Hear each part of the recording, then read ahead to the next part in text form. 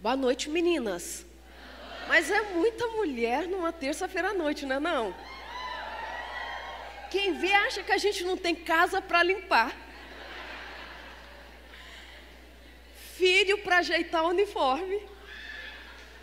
Tem umas que ainda tem que fazer a marmita do marido quando chega em casa. E a gente ainda aqui está rindo, né? E posando de mulher assim, tranquila, relaxada, né? É muito bom, meninas. Muito bom estar com vocês nessa cidade que eu vim quando eu tinha 5 anos de idade. Faz uns 15 que eu não venho, a Suzana.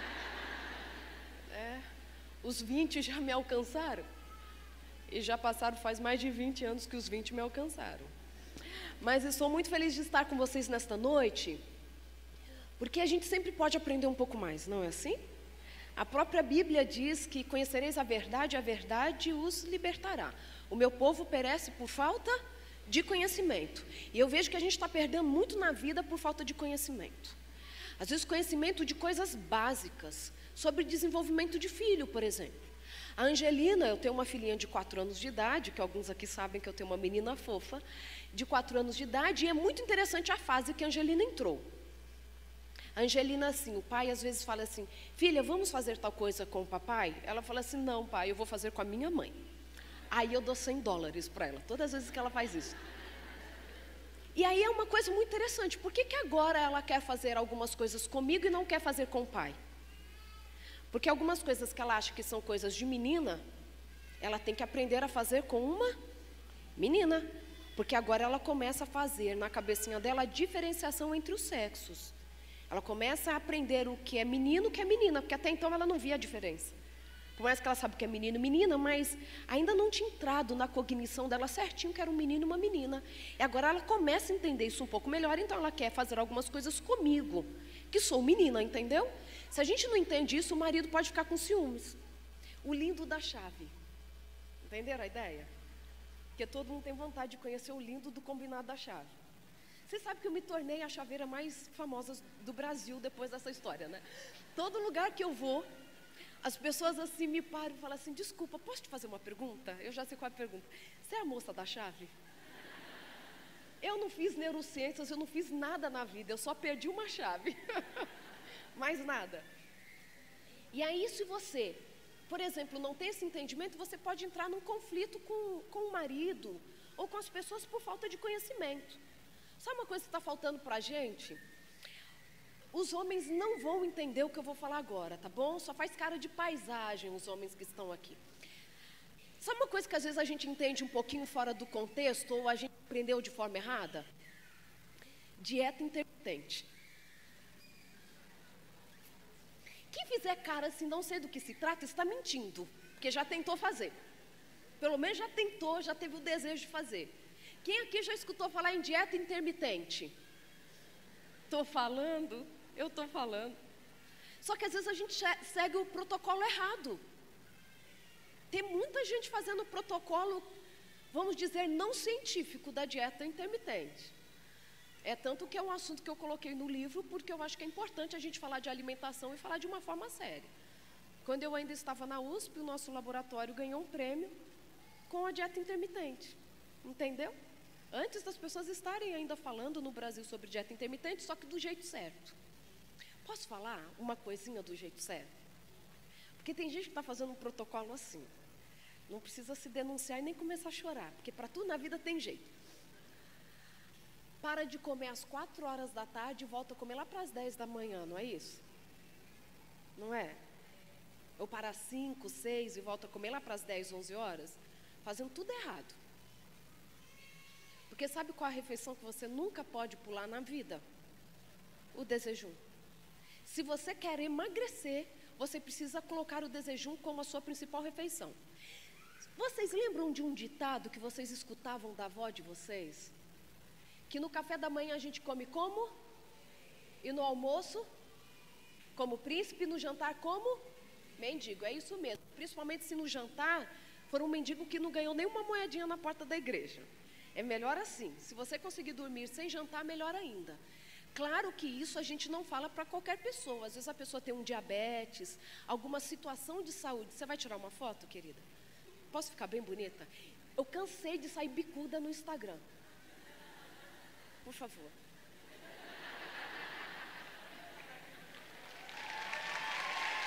Obrigada. Tiraram uma foto minha esses dias, que a Angelina riu de dar dor na barriguinha dela. Ela chega curvava olhando para a foto. Eu não posso mais passar por essa humilhação, né? Então assim, por favor, deixa eu me preparar. Se a foto ficou feia, mesmo que você ficou bonita, você não publica, porque a mulher só olha a si mesma na foto, né? Se ficou bonito, o resto pode estar a coisa mais horrorosa. Ela ficou bonita, ela posta. Isso não é amizade, não é de Jesus, vai para o inferno. Entenderam a ideia? Então, voltando ao que de fato importa. Então, assim, dieta intermitente, se você quiser fazer, existe o protocolo certo. Existem alguns protocolos certos, mas você nunca pode pular o café da manhã. Entenderam isso? Na sua dieta, porque dieta é o estilo alimentar que a gente tem. Ok? Isso é dieta. E é isso que a gente devia fazer na vida, e não tirar um tempo da vida para tentar emagrecer, para caber no vestido, para ir no casamento daquela prima, que você quer mostrar para ela que você emagreceu e que você está melhor do que ela. Entendeu? É o que a gente escolhe como estilo de vida. Entende? A gente escolhe e a gente vai seguindo. Então, o conhecimento nos liberta. Só que se você conhecer e não colocar em prática, queridas, é como cantar maravilhosa graça e ainda achar que está perdida. Entenderam a ideia? A mesma coisa falar assim, que Jesus que é lindo, que me resgatou, e viver pelos cantos chorando. Não estou dizendo para você que a vida não traz sobre nós dificuldades. Não estou falando isso. Eu estou dizendo o quanto nós paramos diante da dificuldade e ficamos prostradas sobre ela, lamentando. Um dia nós estávamos no carro e um pernilongo picou a Angelina. E ela falou assim, mãe, um pernilongo picou a minha perna. Eu falei assim, ô filha, que pernilongo terrível. A hora que a gente parar o carro, a mamãe vai ver o que a mamãe faz com o pernilongo. Tudo da Angelina, ela começa com 2 palavras. Não tem problema. Ele era tão bonitinho, mãe. Não tinha problema picado. O pernilongo era bonito, ok, passou. Ela até esqueceu da picada na perna. O sonho dela é ter febre. Hoje ela jurava que ela tinha febre. Mãe, hoje eu estou com febre. Hoje eu estou muito coitadinha. Ela queria uma febre, porque ela não sabe o que é ter febre. Ela tem 4 anos de idade e não tem febre. Então o sonho dela é ter uma febre. E aí nós vamos aprendendo a viver. Pelo menos deveríamos aprender a viver. E parece que algumas coisas não mudam na nossa vida. Posso falar muito sério com você nessa noite? Algo que eu tenho pedido muito a Deus para a minha vida. Sabe o que eu tenho pedido para Ele? Coerência. Com o que eu prego, com o que eu vivo, com o que eu sinto. Para que eu mesma não me sinta traindo a mim mesma. Entende o que é isso? Ter coerência na vida? Sabe, isso eu já falei para o meu marido. Você quer ficar em pé para as mulheres conhecerem o lindo? Porque a hora que ele sair, seria óbvio quem é o homem. Todo mundo virando. Gente, eu casei com um homem famoso. Levanta, marido. Esse é o homem mais bonito do universo. E a Angelina, quando entrar, vocês vão saber quem é, porque é a cara dele. E aí, quando eu estou falando para as pessoas, ou dando uma aula que fala sobre estilo de vida saudável, qualquer coisa assim, sabe qual é a maior preocupação que eu tenho? Como que o coração do meu marido está interpretando o que eu estou falando aqui na frente. Entendem a ideia? Porque uma coisa, eu parecer para vocês uma mulher super calma, resolvida, é muito fácil. Porque vocês provavelmente só vão me encontrar aqui. Quem me encontra em casa é ele e a minha filha. Descabelada. Descabelada não, sempre estou muito linda. Não ri não, é verdade. Desrespeito. A gente finge que acredita no que as pessoas falam. E aí, isso eu preciso falar para vocês. Eu vou tecendo e depois eu vou assim, jogando as telhas e depois eu vou arrumando o telhado, tá bom? Deixa eu falar uma coisa para você que é mulher. A sua casa nunca deveria estar mais arrumada do que você.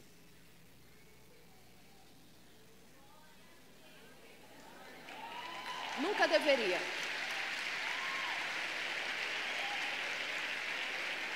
Sabe por quê? E os homens de plantão deram um sorriso que deu um laço aqui em cima. Sabe por quê, meninas? Porque não é justo com você mesma, com a sua família, e parece que se tornou um discurso de quem é altruísta. A família inteira chega impecável na igreja, todo mundo de barriguinha cheia, e você, quando entra na igreja, lembra que nem o cabelo penteou. É assim ou não é? Vai dormir exausta, a loucinha lavada, a roupa toda seca, dobrada, e quando você olha para a unha, misericórdia, deixa eu esconder a minha. Não estou falando que nós vamos perder o equilíbrio diante da vida. Vocês são mulheres maduras, eu posso falar isso para vocês. Nós não somos mulheres, deixa eu usar um termo, mulheres volúveis. Entende? A gente vai deixar filho passar fome porque a gente precisa fazer uma escova no cabelo. Mas a gente está acostumada demais a cuidar dos outros e não cuidar da gente. E sabe o que o seu filho prefere? Uma mãe bonita do que uma roupa bem passada. Sabe aquilo que o homem fala pra gente? Dentro da psicologia, é um dos termos que de fato mais irrita o homem, o marido, o companheiro. Sabe qual é? Que o homem fala e que um dos que mais irrita as mulheres? Relaxa. É sério, é científico. Quando você está lá assim, ó, arrancando os cabelos, a visita está chegando, o banheiro que você já arrumou, você entrou, a toalha está em cima da pia. Eu não vou nem falar do vaso, porque senão a gente começa a tremer. E aí o marido, você está lá enlouquecido, ele não está te ajudando. Não estou dando desculpa para os homens não ajudarem. Porque 1 Timóteo 5,8 diz: aqueles que não cuidam dos seus, principalmente dos da sua própria casa, têm negado a fé e é pior do que o descrente. Então, se você não ajuda a sua esposa, você é pior do que o descrente. Não fala que é de Cristo, não. Não pode falar. Porque se você não está cuidando da sua esposa... E você sabe o que o descrente fez na... Eu não vou entrar nesse mérito, mas quais foram as vezes que Jesus chora nos evangelhos? Quando ele fala: Jerusalém, Jerusalém, queria juntar vocês como a galinha faz com os pintinhos e vocês me rejeitaram. Jesus chorou. Quando Lázaro morre, ele chega lá, a própria irmã diz assim: se o Senhor tivesse vindo antes, meu irmão não teria morrido. Qual foi o motivo do choro de Jesus nas duas situações? A descrença. A descrença. E aquele que não cuida dos seus, principalmente da sua própria casa, ter negado a fé, e é pior do que o descrente. Se o descrente faz Jesus chorar, imagina você que é crente, que fala que serve a Jesus e que não cuida dos seus. O que você provoca no coração de Cristo? É por isso que eu falo que o que a gente escuta, o que a gente acredita, precisa fazer parte da nossa rotina. Porque a gente só transforma o mundo, porque a gente só traz para o nome de Deus honra, quando as pessoas olharem para a nossa vida e encontrarem nela algo a ser seguido. Olhar para a gente e falar assim: eu quero o seu nome. É isso que a gente precisa. É isso que a gente precisa dentro da nossa casa, meninas. Quando seu filho apronta alguma coisa, você está lá. Eu sempre recebo notícias assim, né? Mensagem de mulheres falando assim: doutor, o que eu faço? Quando eu vejo, já estou gritando com os meus filhos. É incontrolável. Eu falo assim: sério, você não consegue controlar? Não consigo. Quando eu vejo, eu já estou gritando, eu não consigo controlar, não consigo controlar. Eu falei assim: tá, você está descontrolada, gritando. Toca o telefone e a sua patroa. Ou a pastora. Você atende ela assim: o quê? Vai me ligar agora! E bate o telefone na cara dela. Você faz isso? Como você atende? Oh, querida, que boa hora que você me ligou. Acredita que eu estava aqui pensando em você, intercedendo pelo seu ministério? Ainda mente. Então, se você não atendeu o telefone gritando, você conseguiria não gritar com seu filho. você consegue controlar os seus impulsos, porque quem não consegue controlar o impulso e a gente ensina a controlar são as crianças. Nós adultos temos condição neurológica de controlar os nossos impulsos. Então a gente não grita com criança, a gente educa a criança. A gente educa a criança, senão a gente começa a medir força. Então, a nossa vida precisa ser coerente. A coerência começa cuidando de você, menina. Porque a gente só pode oferecer para o outro aquilo que a gente já tem. Eu só posso oferecer para o meu marido o melhor cuidado se eu já sei quanto é bom cuidar de mim mesma. Entendem isso? Coloca os filhos para ajudar na tarefa de casa. Sua criança com 3 anos de idade já é capaz de guardar os brinquedos dela. Com 5 anos ela já pode arrumar a cama dela. Não vai querer aquele lençol de hotel, óbvio. Isso também irrita os homens, que eles fazem as coisas e a gente sempre vem atrás corrigindo, né? Até eles desistirem. É assim ou não é? É assim ou não é? E a gente corrige não é porque está ruim só, não. Gente, eu estou falando nada do que eu tinha programado de falar.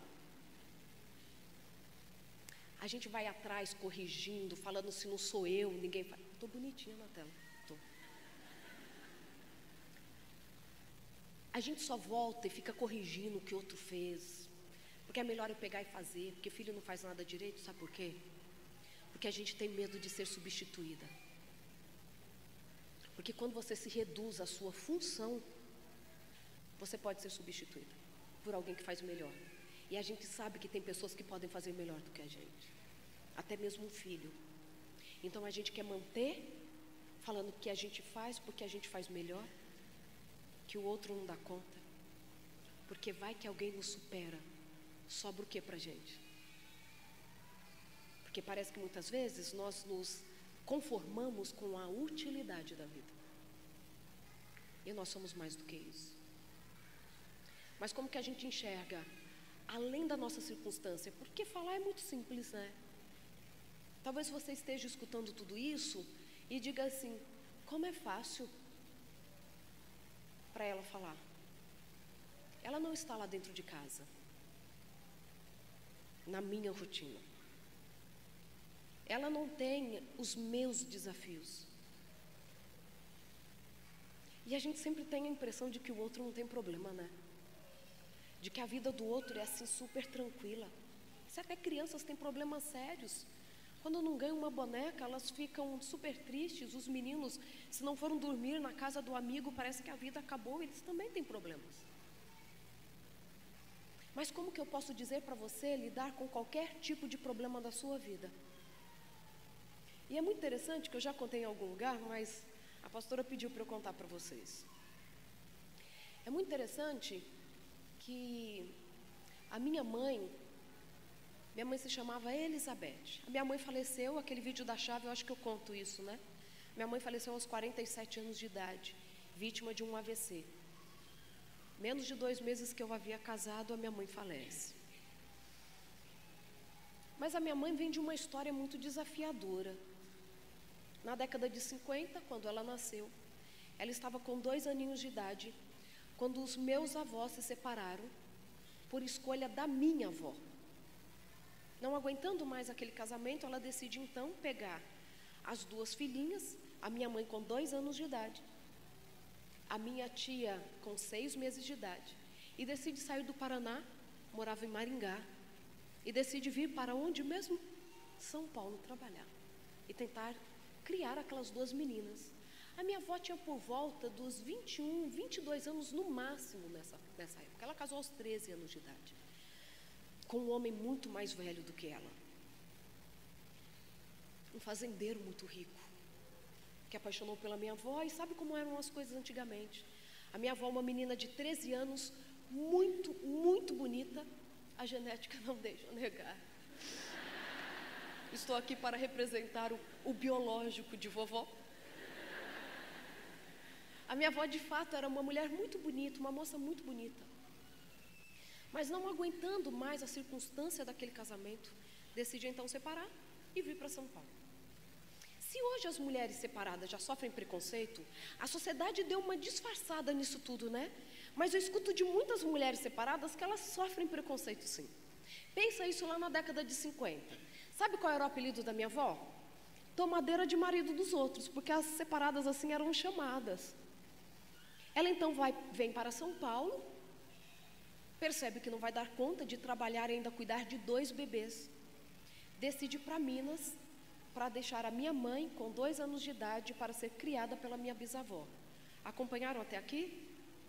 Mulher sempre acompanha. Essa pergunta eu não posso fazer para outro público.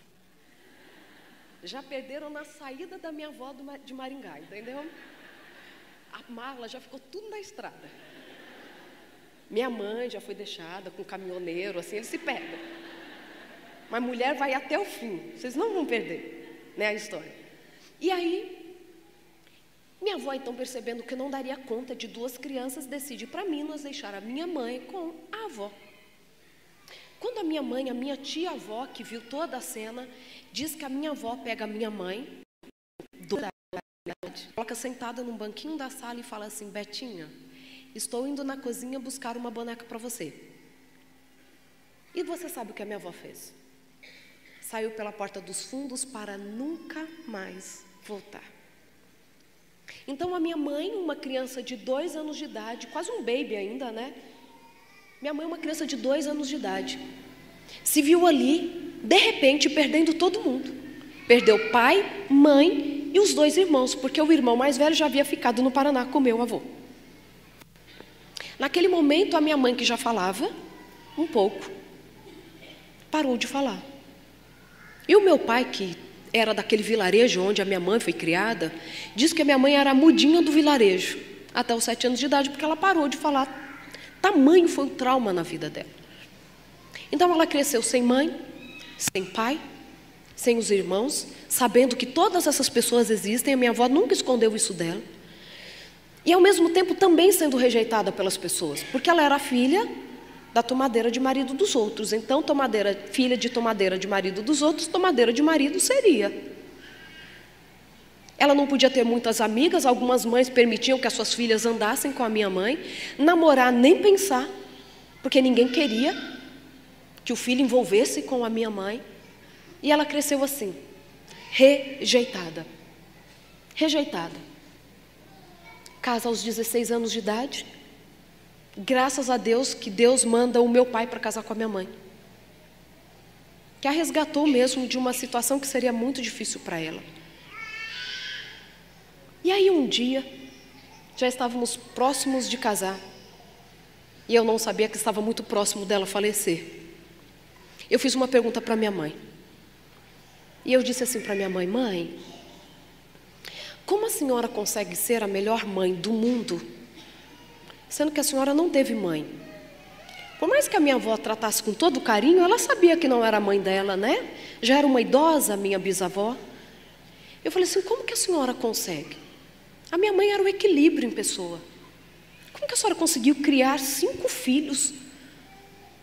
Com 25 anos de idade, minha mãe já tinha 6 filhos. 6 filhos. Um irmão meu já faleceu, por isso que eu falo de 6, que ela criou 5. A senhora conseguiu criar 5 filhos. A senhora é acolhedora. Se ela estivesse nessa comunidade, Érica, ela seria aquela que talvez você nem soubesse o nome, mas ela saberia atender a necessidade de todo mundo. Ela é daquela que olhava assim para alguém e falava assim: tenho a impressão de que você está triste, você precisa conversar com alguém. Quando a minha mãe falece, a cerimônia fúnebre foi numa quarta-feira. Eu cresci na cidade de Louveira, no interior de São Paulo, próximo a Campinas. O prefeito ofereceu ônibus para levar as pessoas. O cemitério da cidade não coube os carros. E quando a gente viu aquela multidão chegando de uma mulher, por conta de uma mulher anônima na cidade que havia falecido, o que nós escutávamos das pessoas chegando era assim: quando eu soube que a dona Beth faleceu, eu não acreditei. Porque quando eu cheguei no Nordeste, ela me deu cesta básica por uns 6 meses e a gente não sabia. Nossa, em casa a gente tem cobertor que a dona Beth deu para a gente há uns 10 anos atrás. Nossa, quando meu filho precisou disso, ela que ajudou. E as pessoas foram chegando e falando isso, e aí para mim fez todo sentido o que ela tinha me respondido. Quando eu falei assim para ela: mãe, como que uma mulher que não teve mãe pode ser a melhor mãe do mundo? Como uma mulher que foi rejeitada pela sociedade onde cresceu, consegue ser alguém tão acolhedora e entender os outros? Porque parece que a vida tem nos ditado uma inverdade. Quem foi abusado, vai abusar. Quem foi vítima da violência, vai ser violento. Não abraço meu filho porque nunca recebi um abraço do meu pai. Não é assim. E eu falei assim: como a senhora consegue ser diferente da regra? E ela me respondeu algo que eu digo que é uma das coisas que mais mudou a minha vida. A minha mãe me disse assim: filha, eu sei o que é não ter tido mãe. Então eu sou a pessoa mais indicada no mundo para ser a melhor mãe do mundo, porque só eu sei o quanto é triste não ter mãe. Eu sou a pessoa mais indicada no mundo para acolher os rejeitados, os necessitados, porque eu sei o que é passar necessidade e não ter ninguém para me ajudar. Sabe o que eu aprendi com a minha mãe naquele dia? Que é possível viver a abundância na falta. Estou escrevendo um livro sobre isso. Queridas, você não precisa viver o que dizem que é o seu destino.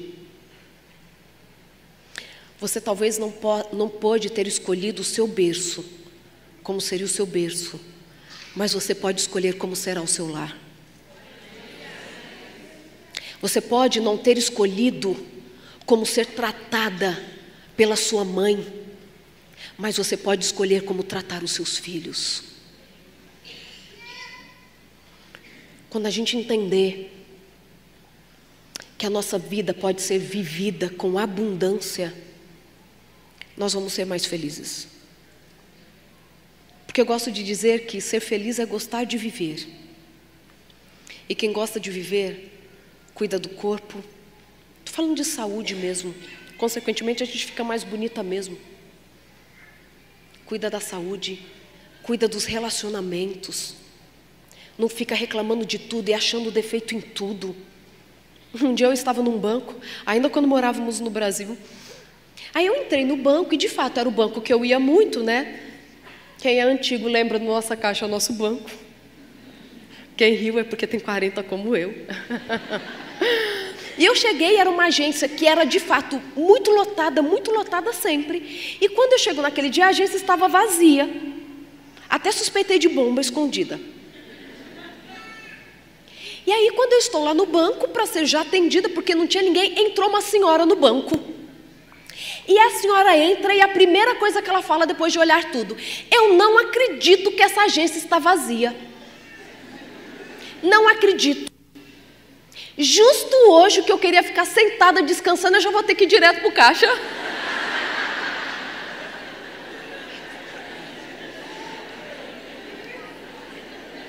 E na cerimônia fúnebre da minha mãe, se tem um lugar que a gente escuta o que não deve escutar, é em velório. Porque as pessoas não sabem lidar com a morte. Às vezes até a gente que tem uma esperança de uma vida eterna, tem medo da morte. Eu não entendo isso também. Para mim não faz sentido. Não significa que a gente vai sair em alta velocidade porque a gente tem medo da morte. Vocês entenderam isso? Aí estou lá, recebendo todas as pessoas que chegavam à cerimônia fúnebre. Aí chega uma pessoa que eu conhecia desde a infância. Sabe aquela pessoa que você fica esperando a pérola que ela vai soltar? Tem aquelas, né? Você lembrou de alguém. E alguém lembrou de você. E aí, ela chegou, ficou assim do meu lado, olhando para minha mãe no caixão. Uma coisa fúnebre assim, sabe? Terrível. Ela olhou e falou assim: feliz a Dona Bete. Eu estou dizendo que vai ter eu estou imaginando que vai ter aquela interpretação espiritual. Feliz a Dona Bete. Gente, não é mentira, porque eu não mentiria sobre a cerimônia fúnebre da minha mãe. Feliz a dona Bete, que está deitada enquanto eu estou com essa dor nas costas. A minha vontade era virar e falar assim: você quer trocar de lugar com ela que eu não faço questão. A mulher estava com inveja de morto. Ela tinha mais de 70 anos, a minha mãe tinha 47, você entende isso? Sabe por quê, queridas? O nosso olhar fica viciado. A gente viciou a olhar para algumas coisas e não gostar. A gente criou um discurso de que casamento não é bom, namoro que é bom. Quer ser feliz? Continua solteira. É assim ou não é? Quer ter sossego? Não vai ter filho. Tudo contra o que Deus falou para a gente. Filhos são herança do Senhor, não é isso que está em Salmos 128? Não é bom que o homem ande só. Deus cria Eva lá no Éden ainda para que ela fosse uma companheira do marido. Entendem a ideia? E a gente vai caindo num discurso vazio, num discurso que vai tirando às vezes até o pouco que a gente tem. Nós precisamos mudar a nossa forma de olhar para a vida. Mas a gente só muda essa forma de olhar para a vida quando a gente mudar a forma que a gente olha para nós mesmas. Porque eu insisto em dizer que você não pode dar aquilo que você não tem. Você só vai achar beleza na outra se isso estiver transbordando no seu coração. Você só vai poder dar uma palavra de consolo para alguém se você já viver a paz que excede todo entendimento. O problema não é passar pelos problemas, mas é parar diante dos problemas. Porque dificuldade todas nós enfrentamos, meninas. Eu já fui moça e agora eu sou velha. Mas nunca vi o justo desamparado e a sua descendência a mendigar o pão. Significa Deus, o amparo significa Ele cuidando de nós emocionalmente. O pão dando-nos o que é necessário para vivermos. Isso não vai acontecer conosco. O que nós não podemos permitir é que as dificuldades da vida tirem do nosso coração aquilo que Deus plantou. E sabe o que Ele plantou no nosso coração? Que pertencemos a Ele. Sabe, quando Moisés é chamado por Deus para poder voltar ao Egito e ali então libertar o povo, lembram dessa história? O que Moisés fala para Deus? Senhor, quem sou eu para que me envies para falar com Faraó? Quem sou eu? Vocês lembram como Deus responde para Moisés? Deus responde mostrando quem Ele é. Ele se manifesta na sarça ardente e depois fala assim: quem está te mandando é o eu sou. Deus não falou para Moisés que ele havia sido criado no Egito, que sabia de toda a ciência, conhecia tudo, que ele era um homem separado, por isso que ele não morreu lá no rio. Deus não fala isso para ele. Deus mostra para Moisés quem ele é. Agora eu te pergunto, quem é Deus para você? Quem é Deus para você? É aquele que você determina e Ele faz tudo que você quer do seu jeito? É aquele que abandona as pessoas? É aquele que quer fazer, mas não consegue? É aquele que cumpre, aquele que promete e não cumpre? Quem é Deus para você? Qual é a sua relação com Ele? Porque, queridas, gritar o nome de Deus e reconhecer que Jesus é Deus, até o inferno treme diante do nome dEle. Mas o que Ele é para você? Porque dependendo do que Ele for para você, a sua vida vai sendo transformada. Porque Ele vem e lança fora toda a nossa ansiedade. E eu insisto em dizer que não existe uma fórmula mágica para isso, porque isso se constrói em relacionamento. E como a gente constrói relacionamento? Conversando com quem você quer desenvolver o relacionamento. Não vou pedir para você levantar a mão, mas o quanto você tem lido da Bíblia? Tem gente que não está perdendo o MasterChef, que começou de novo, né? Ó, todo mundo fingindo que não assiste, coisa feia. É legal, a gente aprende algumas coisas, eu acho. Eu falo, marido, aprende. Quanto você tem lido a sua Bíblia? Porque quando você não lê a sua Bíblia, você pega Filipenses 4 e para lá no versículo 13. Tudo posso? Aquele que me fortalece. Só que você esquece dos versículos anteriores. Quando Paulo fala assim, gente, eu aprendi o segredo para ser feliz em qualquer circunstância. Porque eu sei ter muita comida e sei passar fome. Eu sei ser bem tratado e sei ser açoitado. Porque eu posso todas as coisas naquele que me fortalece. Talvez você esteja machucada. Talvez o seu marido tenha saído de casa. Talvez o seu filho adolescente tenha desviado do plano original que você tinha para a vida dele. E às vezes nós nos encontramos machucadas. E quando nós estamos machucadas, nós podemos contar com alguém muito especial. O bom samaritano. Lembram da parábola do bom samaritano? Eu tenho pensado tanto nessa parábola porque ela é rica de conhecimento. Lembram que um homem estava descendo para Jerusalém e pegou um atalho pelas montanhas. E passando então salteadores, porque aquela estrada era cheia de ladrões, batem nele, até que ele fica quase morto à beira da estrada. Passa ali então um sacerdote, o levita, né? Passa todo mundo, passa um fariseu e ninguém cuida dele. Até que então o samaritano, o rejeitado, para e coloca sobre as feridas daquele homem o azeite e o vinho. Coloca-o sobre o seu próprio animal e o leva para a hospedaria. E ao chegar na hospedaria, ele então fala para o hospedeiro: cuide desse homem para mim. Vou te dar como pagamento 2 denários. Jesus é o bom samaritano. Não somos eu e você. Porque somente Cristo carregou sobre si as nossas dores, é semelhante a nós. Porque Ele também em tudo foi tentado, mas venceu todas as coisas. Só Ele passou pelo seu sofrimento, eu não passei. Por mais que nós tenhamos experiências semelhantes, elas não são iguais. A dor que você sente é a dor mais importante, porque é a que você sente. Mas Ele passou por todas as coisas, por isso que Ele é o mais semelhante a nós.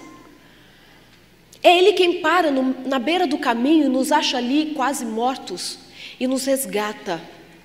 Porque desde que o pecado entrou no mundo, não se enganem, nós já nascemos meio mortos.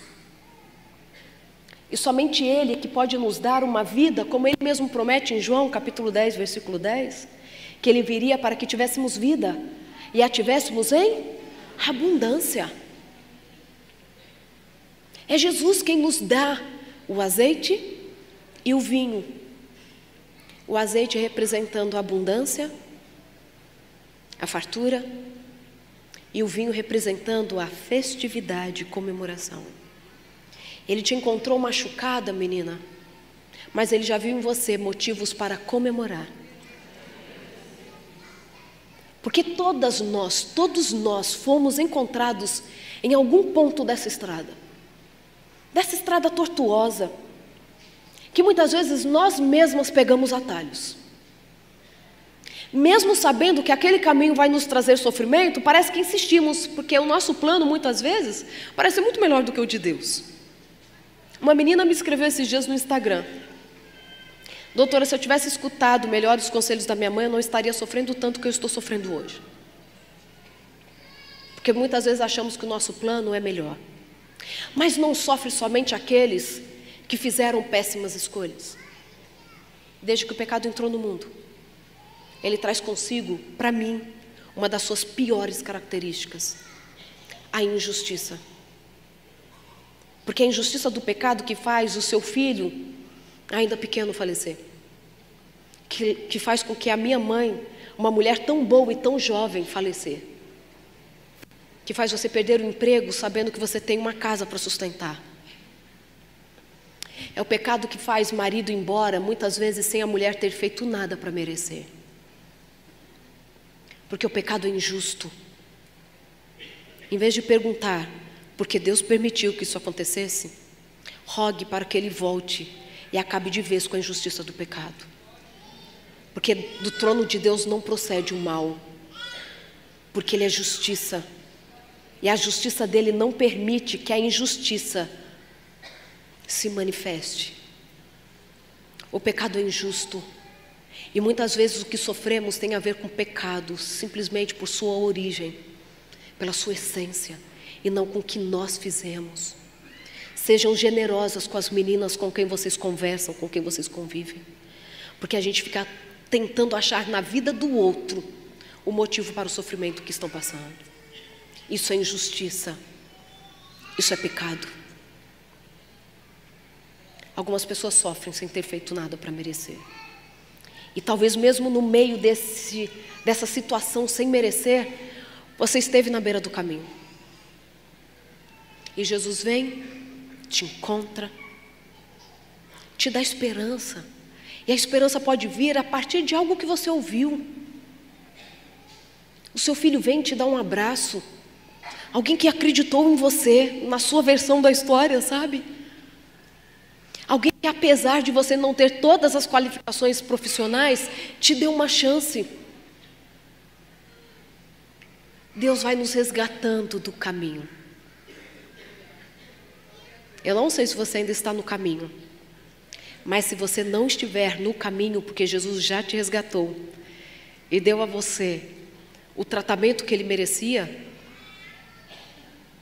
você precisa estar em outro lugar. Porque, na verdade, para mim, só existem 2 lugares que nós podemos ocupar nessa parábola. Porque o bom samaritano é Jesus. Eu quero falar de 2, né? Porque eu não quero falar daqueles que passaram de largo. Porque ele vai ter a ver com um desses 2 personagens. Ou você ainda está na beira do caminho, precisando ser resgatado por Jesus, e só Ele pode te resgatar. Alguém pode te apresentar Jesus, mas só Ele pode entrar na gente e mudar algumas coisas que carregamos por anos. Até mesmo as neurociências, a psicologia em geral diz que existem alguns fenômenos de mudança. E a gente não fala só de mudança comportamental, porque quando a gente fala de mudança comportamental, para quem não é da área não entende que, na maioria das vezes, quando você tem uma mudança comportamental, significa que você teve uma mudança neurológica. O seu cérebro mudou, porque ele é quem comanda as suas emoções e os seus comportamentos, ok? Existem alguns mistérios desta relação nossa com Deus que a ciência ainda não consegue explicar. A gente consegue falar que a oração ativa o sistema de recompensa e traz alívio para as nossas dores e traz até alívio para a dor física, sabiam disso? Diminui o batimento cardíaco. A frequência das ondas cerebrais também podem ser alteradas com a oração. Até mesmo alguém que é dependente de qualquer droga, até mesmo do crack, pode sentir um alívio da fissura, que é o desejo incontrolável de usar a droga novamente, ajoelhando e orando. Existem estudos mostrando que esta é uma estratégia terapêutica importante. Mas muitas vezes, e para muitos desses fenômenos, a ciência não consegue trazer explicação. Mas aceita que funciona. Até para o tratamento de drogas. O método religioso de tratar com um dependente químico traz resultados mais significativos e mais amplos do que os tratamentos que a ciência tem nos apontado. Não estou dizendo para a gente descartar o que a ciência traz, não estou dizendo isso. Mas estou querendo reforçar em você que Cristo pode fazer uma obra que você nem imaginou. O que você precisa fazer é entrar em relacionamento com Ele. É ler a palavra dEle, estar sensível à voz dEle, orar. Orem sem cessar, meninas. Estão no carro? Orem. Estão cuidando de qualquer a fazer? Orem. Tenham a Jesus como seu melhor amigo. E Ele vai mudando quem somos. Porque o desabafo, até mesmo dos nossos problemas, existem estudos muito interessantes de Pérez e colaboradores da USP, que mostram que o desabafo muda o nosso cérebro. E ajuda, por exemplo, a resolver casos muito severos de estresse pós-traumático. O desabafo. Mas não pode ser um desabafo qualquer. Tem que ser um desabafo direcionado. Tem que ser um desabafo com um terapeuta ou com alguém que de fato possa te ajudar. Porque eu não consigo entender alguém que está, por exemplo, com dificuldade no casamento e vai pedir conselho para a amiga que já se separou 4 vezes. Faz sentido? Para mim não faz. Ela assim, ele está fazendo isso, meu segundo marido também fazia. É direcionado com alguém que pode te ajudar. E esse desabafo direcionado não está lá nos estudos de Pérez, mas eu posso fazer essa interpretação, né? Porque infere-se sempre. O que infere é que a gente pode, é a conclusão que aquele trabalho está chegando, mas que não se fecha a conclusão, entendeu? Que o desabafo com Cristo é um desabafo direcionado. E pode mudar muita coisa em nós. Então, se Ele já te encontrou no caminho, Ele já encontrou mesmo no meio da sua história tumultuada, motivos para celebrar. Agora você precisa ocupar um outro lugar na história. E você vai ocupar. Você é dona da hospedaria. Se você já saiu da estrada, você é dona da hospedaria. Porque Jesus vai chegar para você e vai dizer assim, olha, aquela menina ali precisa de ajuda. E Ele vai entregar para você 2 denários. Porque é o pagamento que Ele ofereceu para o dono da hospedaria. Deixo para você 2 denários, 2 moedas, 2 denários. O denário era o valor da vida de uma pessoa no Império Romano. Era o imposto por uma pessoa, entenderam? Quando a parábola diz dos 2 denários, para mim, sabe o que significa? Querida, cuida dessa que eu estou trazendo para você, porque eu já paguei 2 denários. Eu já paguei o preço pela sua vida e pelo dela. Não esqueça disso. Não esqueça disso. E sabe o que é interessante? Que quando vai chegando no final da parábola, o bom samaritano diz assim para o dono da hospedaria: deixo 2 denários para que você cuide dele, mas se o que eu estou te pagando não for o suficiente, eu te recompensarei quando eu voltar. Consegue entender isso? Consegue entender isso para a sua vida? Se ainda o que Ele fez, te resgatando da beira do caminho, te dando uma novidade de vida, te prometendo uma eternidade, não for o suficiente, Ele ainda vai te recompensar quando Ele voltar. Mas Ele só pode fazer isso nas hospedarias que na entrada tenha um luminoso. É assim que a gente fala, uma placa luminosa, você chama de luminoso? Uma placa muito grande escrita: há vagas. Jesus jamais vai levar alguém para uma hospedaria lotada. Porque Jesus só despede vazios aqueles cheios de si. Porque Jesus nem para nascer, Ele entrou nas hotelarias cheias. Ele vai nascer lá no meio dos animais. Porque o que está lotado, enquanto não esvaziar de si mesmo, pode recebê-lo. Porque aqueles que fazem para os meus pequeninos, fazem para mim. Qual o seu lugar na história? Qualquer um desses lugares é um lugar de privilégio. Se você ainda estiver na estrada, achando que vai morrer, rejeitada por todo mundo, pelo que você fez de errado, ou pela consequência só da injustiça do pecado, saiba que Ele vai te alcançar. Ele vai te alcançar. Para quem está machucado, a ajuda sempre parece demorar. É assim ou não é? Parece que não tem mais jeito, porque todo mundo vai passando e ninguém traz solução. Você acha que aquela é uma porta que vai se abrir e ela não se abre. Você acha que pode contar com aquele parente e é o primeiro que virou as costas. E chega um ponto que parece que não tem mais solução para a nossa história. mas ele sempre passa pelo caminho. Jesus não tem medo dos caminhos da vida, porque ele andou trôpego até o Gólgota, para morrer no meu e no seu lugar. Sabe, Abraão, quando vai oferecer o seu filho em sacrifício, vocês acompanham tudo isso que eu estou falando, né? Deus pede para que ele sacrifique o seu único filho amado, Isaque. Ele deita o filho no altar. E quando ele levanta a faca para matar o filho, o anjo fala assim: não mate o seu filho, porque você teme a Deus e por isso você é destemido. Leia lá em Gênesis 22. Porque você teme a Deus e por isso você é destemido. Entendem? E aí o que Deus faz? Não mate o menino e apresenta o cordeiro para morrer no lugar de Isaque. Sabe por que Deus faz a substituição? Porque o nosso melhor ainda não é o suficiente. Nem o melhor de Abraão era o suficiente. Claro que existem outras experiências, outras lições que podemos tirar dessa história. Mas o seu melhor ainda não é o suficiente para Cristo. E é por isso que você precisa da graça. Graça é favor imerecido. Você não merece mesmo ser tirada da beira da estrada. Porque talvez você nem o conheça.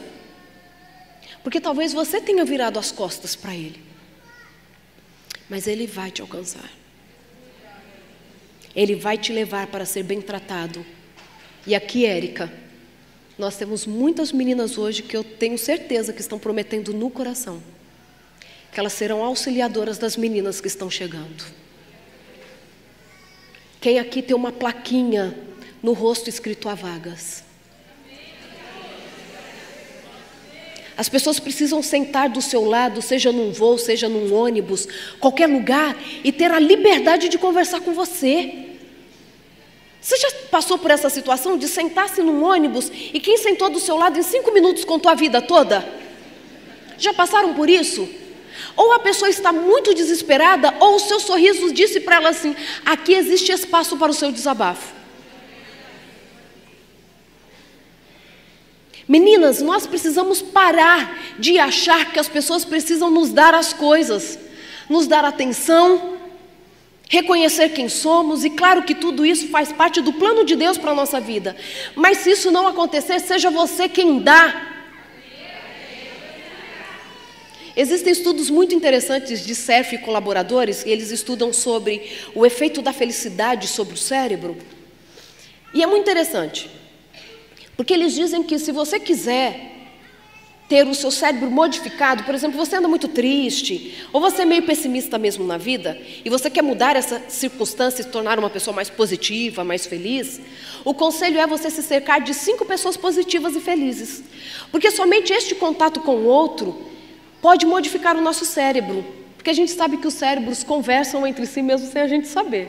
Isso é história para um outro dia. Então eles falam assim: você pode tanto mudar o cérebro que até a frequência dos cérebros podem ficar semelhantes. Casais que têm muita afinidade, os cérebros já eram parecidos antes de casar, sabiam? Antes até de se encontrarem. E este relacionamento pode fazer com que esse cérebro seja tão parecido, que quando você olha para a imagem desses cérebros em atividade, por exemplo, assistindo um comercial banal, que não tem nenhum apelo mais emocional direto, quando você olha para a imagem desses 2 cérebros, elas podem ser tão iguais que você não sabe qual é o cérebro de um e qual é do outro. Parece que você está vendo o mesmo cérebro. Então o conselho que eles dão: quer mudar a sua vida? Cerque-se de pelo menos 5 pessoas felizes, para que você seja feliz. Quando eu li isso, eu falei assim: que legal, vou procurar 5 pessoas. Sabe quando na hora você mesma se repreende, o Espírito Santo chega e te dá uma chicotada? Ele falou assim: pare de achar que você precisa se cercar de 5 pessoas felizes, você precisa ser uma das 5. Nós precisamos ser quem inspira a mudança no outro, porque nós somos os donos da hospedaria. Lembra quando a moça falou que eu sou feia? E vocês lembram, né? Tem gente, eu fui esses dias para Minas, Governador Valadares, e uma moça falou assim: doutora, eu só vim para ver se pessoalmente você é tão feia mesmo, quanto a moça falou. Ainda bem que ela foi delicada, né, e falou que eu não era tão feia assim, que eu era até bonitinha. Depois ela falou que eu era linda, ela foi consertando a situação, fiquei feliz. Sabe, as pessoas, elas só nos dão a oportunidade de revelarmos quem somos. As pessoas não te deixam triste, irritada. Elas só te dão a oportunidade de expressar aquilo que você já carrega aqui e que o outro deu vazão. Gente, porque Jesus, e Ele é o nosso exemplo, é ou não é? Jesus, quando chega diante de Pilatos, ele já havia apanhado a noite inteira. Ele já estava com uma coroa de espinhos na cabeça. E batiam na cabeça dele. E a coroa já enfincava nele quando ele está diante de Pilatos. E quando Pilatos olha para Jesus, reconhece nele um Deus. Consegue entender o que é isso? Eu não estou dizendo que nós vamos estar o tempo todo assim, alienadas aos problemas. Mas eu insisto em te dizer, você tem que parar de se prostrar diante das suas dificuldades. Porque podemos todas as coisas naquele que nos fortalece. Sabe, o meu desejo é que nesse lugar existam mais Betes, como na cidade de Louveira existiu um dia. Falando assim, existe alguém aqui que chama Elizabeth? Tem 2, tem 3. Quem aqui tem por volta de 40? Alguma tem? Não, Elizabeth por volta de 40. Alguma tem? Não? 30. 37? Então o livro é seu. É que mais aproxima da idade da minha mãe, né? Você vem buscar?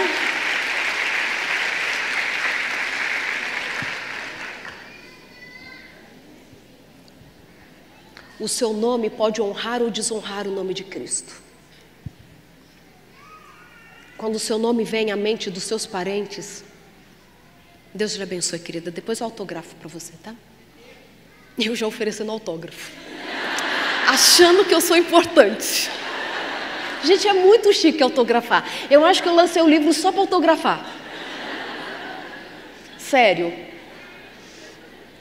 E aí, quando as pessoas olham para você ou lembram do seu nome, o que vem à mente delas? Como você vai chegar em casa hoje, mulher? Porque você não pode ter passado pela vida de Jesus. Ele é que tem que ter passado, encontrado você. E você permanece perto dele. Existem muitas pessoas tristes perto da gente. Muitas pessoas que não têm com quem conversar. Existem muitas pessoas nesta noite pensando em tirar a própria vida. Essa cidade está vivendo um momento muito difícil. Chorei com vocês.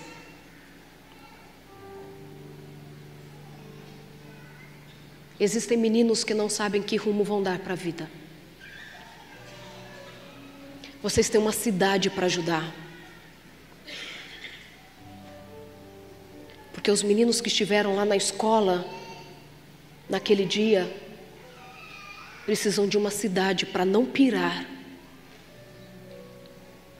Porque o que eles viveram se configura como um dos piores estresses para o ser humano.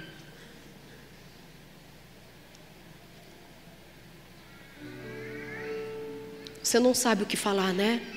Para a pessoa? Abrace. Não tente explicar, não tente.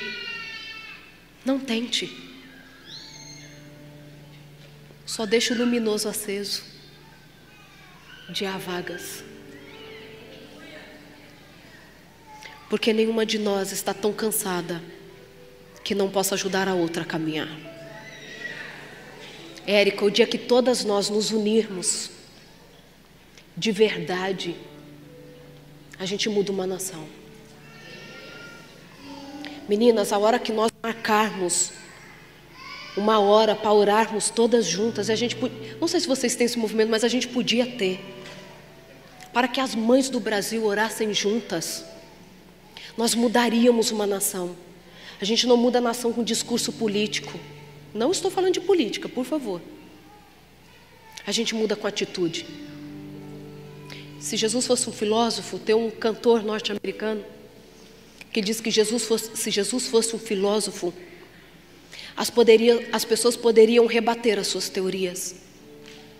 Se Jesus fosse um político, elas poderiam rejeitá-lo. Mas Jesus era o amor. O que eles poderiam fazer contra isso? Contra o amor não há argumento. Eu tenho repetido isso dentro de mim quando eu sou desafiada, quando eu sou maltratada. Uma pessoa esses dias disse nas redes sociais: essa pastora prega, pena que não vive o que prega. Nunca vi a mulher na vida. Tanto que ela acha que eu sou pastora e eu sou doutora, nem pastora eu sou. Aí o que você faz?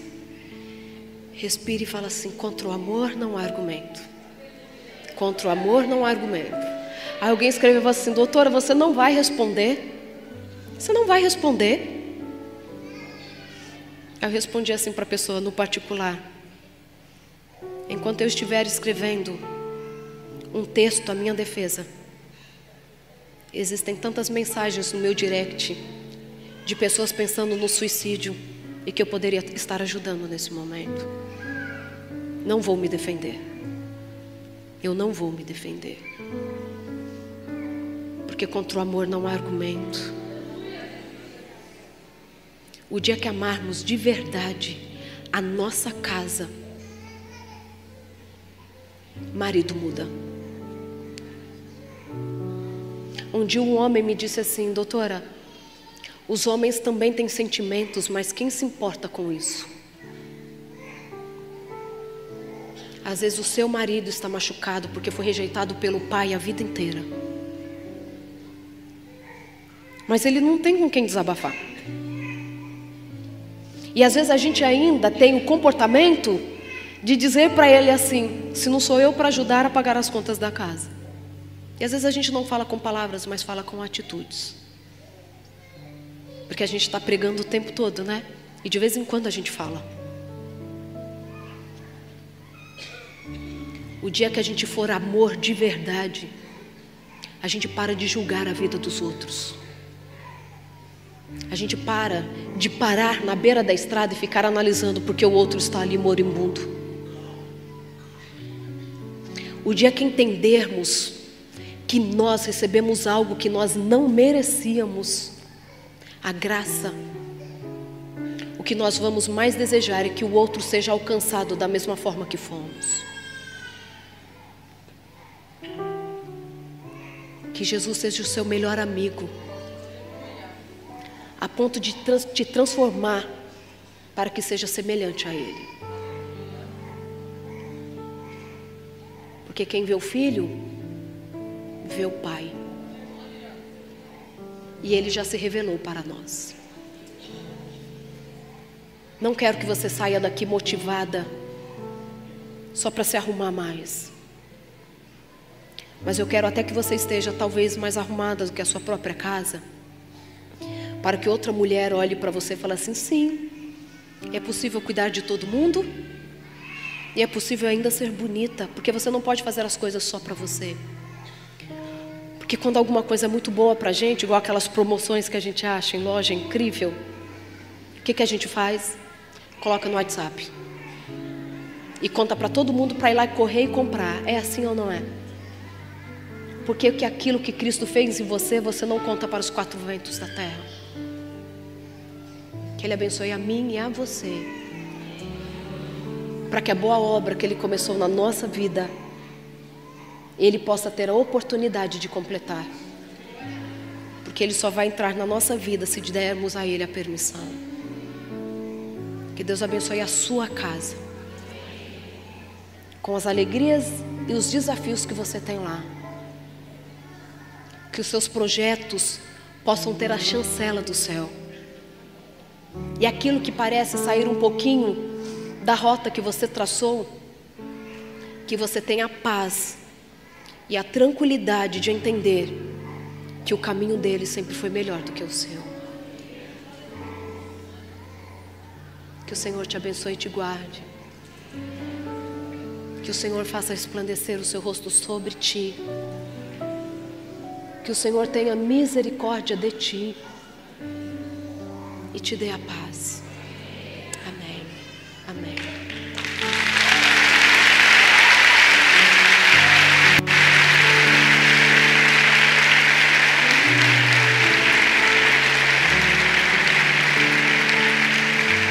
E enquanto a pastora sobe, eu preciso te deixar um verso. Vai para casa com ele. Chega em casa e grifa na sua Bíblia, que você agora, se ainda não faz, vai ler todos os dias. Isaías capítulo 58, a partir do versículo 11. Posso ler para você? Sua vida começará a brilhar na escuridão. Sua vida sombria será banhada na luz do sol. E sempre mostrarei a você o melhor caminho. Darei a você vida plena, até num lugar vazio. Músculos firmes, ossos fortes. Vocês serão como um jardim bem regado, uma fonte viva que nunca seca. Vocês usarão, guardem essa parte, vocês usarão o entulho do passado para construir de novo. Reconstruirão sobre os antigos alicerces da vida. Vocês serão conhecidos, conhecidas, como aqueles que reparam qualquer coisa, restauram ruínas antigas, reconstroem e renovam, tornam a comunidade habitável outra vez. Vocês tornarão Suzano uma comunidade habitável outra vez. Nós teremos adolescentes saudáveis nesse lugar. E onde houve guerra, onde houve destruição, nós veremos o nome de Deus ser glorificado, porque seremos capazes de construir sobre os antigos alicerces, sobre as ruínas da vida. Que Jesus te dê essa certeza e o agir diante e a partir desta certeza. É o meu desejo e a minha oração para você nesta noite e para todo sempre. Amém.